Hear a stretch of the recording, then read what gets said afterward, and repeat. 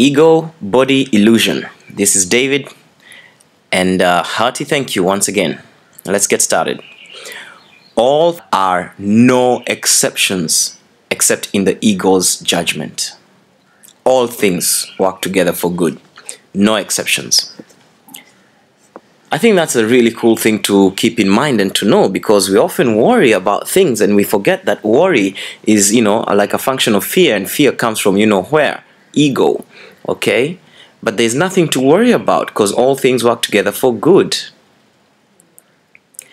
The ego exerts maximal vigilance about what it permits into awareness. And this is not the way a balanced mind holds together. So you see what the ego is doing? This is a hallmark of insanity. Let's start like this. You have a canvas that is abundant, and then the ego comes there, and then it permits only a small segment of that canvas into its awareness and tries to destroy or shut out everything else. That's the way it's operating. Yeah, selecting what to permit into awareness.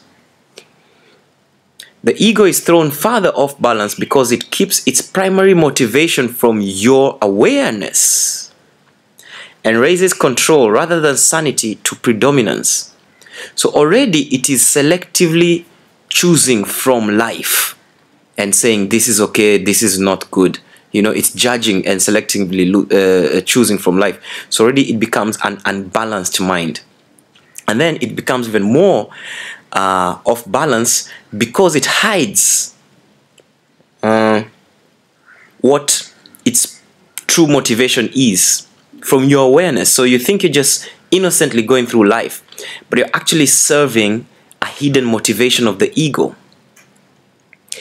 Furthermore, the ego is more concerned with control rather than sanity. It would rather go into insanity and maintain some idea, some kind of control, because it's not even real, than, in its opinion, lose control and have sanity. It prefers control to sanity. The ego has every reason to do this according to the thought system which gave rise to it and which it serves.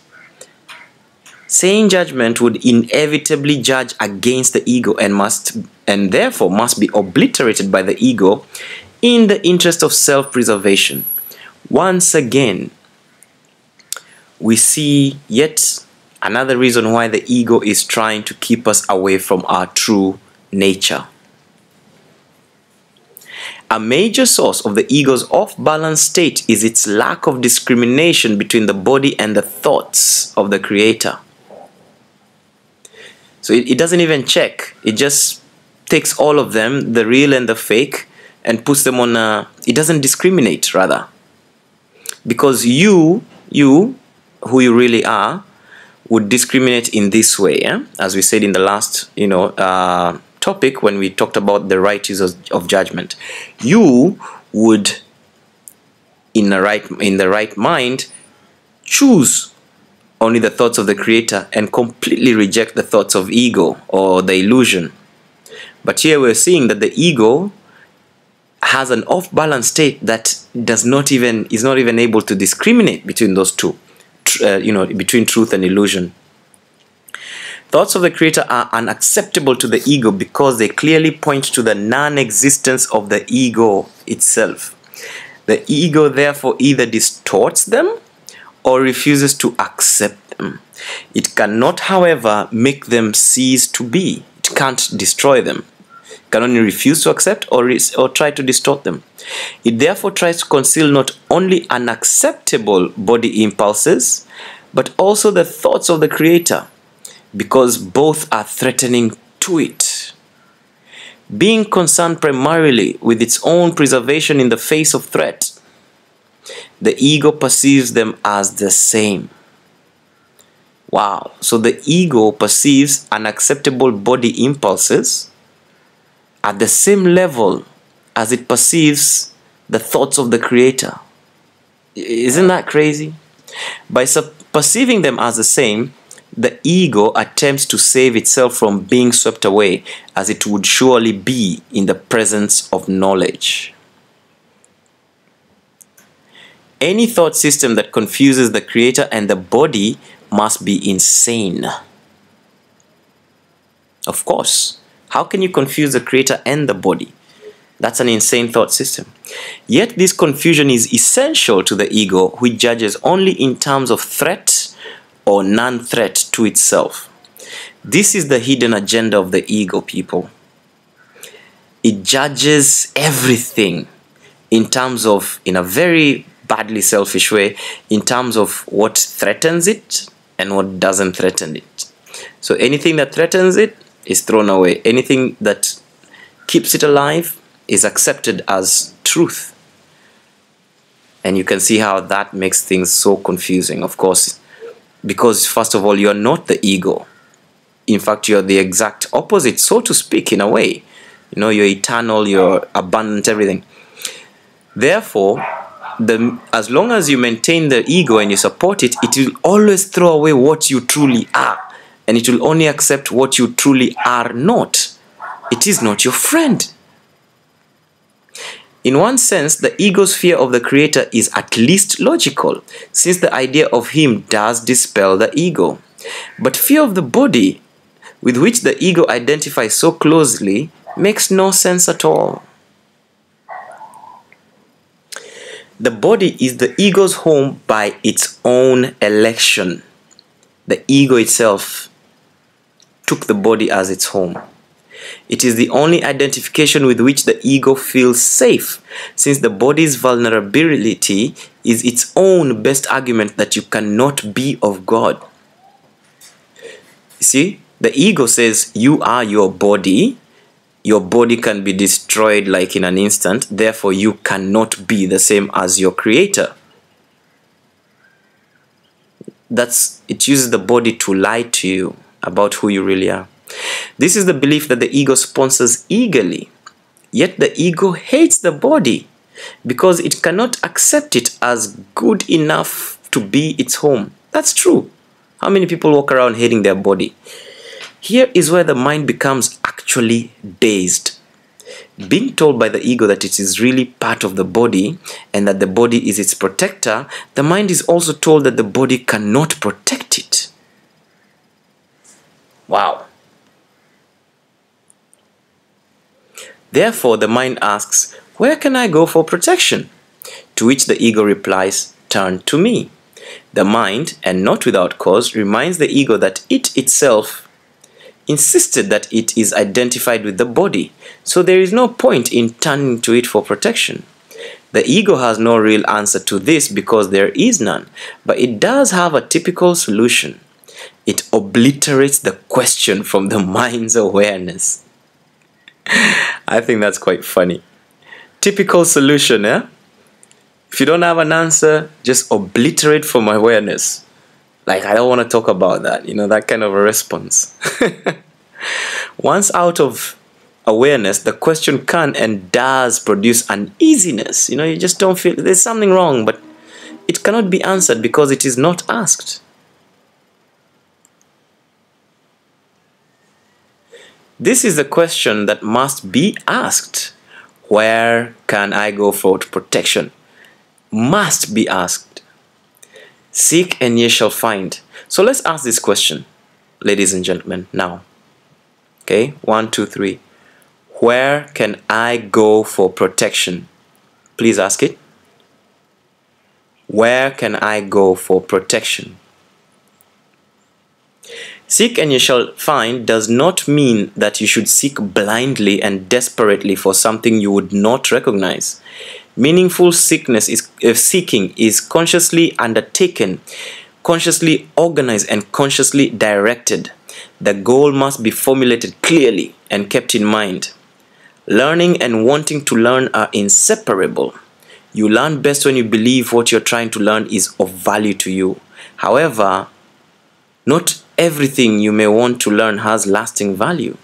Indeed, many of the things you want to learn may be chosen because their value will not last.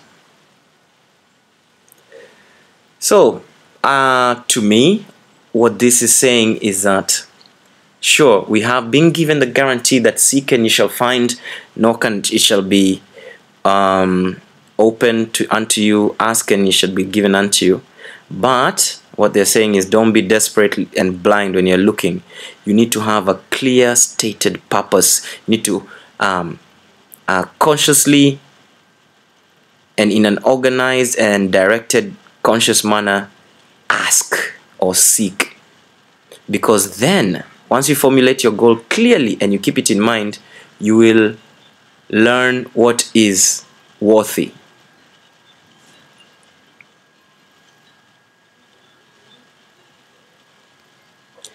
The ego thinks it is an advantage not to commit itself to anything that is eternal, because the eternal must come from the Creator.